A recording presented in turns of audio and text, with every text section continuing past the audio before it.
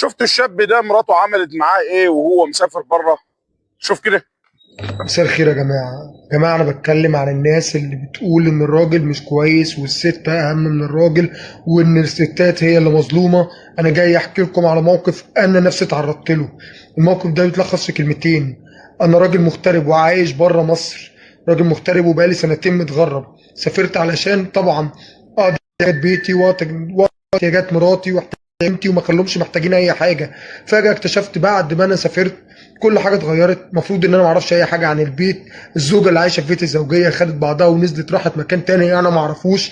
خدت كل حاجه حتى هدومي، مفيش اي حاجه ليا موجوده في البيت. زائد كمان ما اعرفش ان المكان اللي بنتي بتتربى فيه، وانا ما اتاخرتش وبعت لهم اللي بيكفيهم وزياده. اكتشفت ان بنتي بتكلمني في مره وبتقول لي ماما بتكلم عمو. قلت لها يعني ايه يا حبيبتي؟ مش فاهم. حاولت افهم من البنت. بعد كده البنت خايفه، كل ما تتكلم معايا خايفه، وانا مش فاهم ليه. انا بنت صغيره عندها 5 سنين وانا مش عارف اعمل اي حاجه. وطبعا بحاول افهم من البنت كلام على قد سنها، لكن الكلام اللي انا بحاول افهمه منها كلام وحش جدا.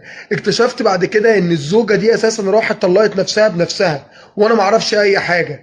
وبعد كل ده راحت جددت الباسبور بتاعها من قريب، من حوالي 3 4 شهور اللي هو شهر 7. جددت الباسبور بتاعها وكتبت ان هي متزوجه، ومعاها ورقه بتثبت ان هي اتطلقت في شهر 4.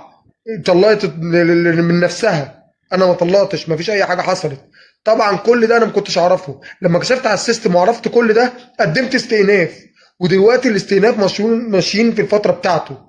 اكتشفت ان هي النهارده خطوبتها.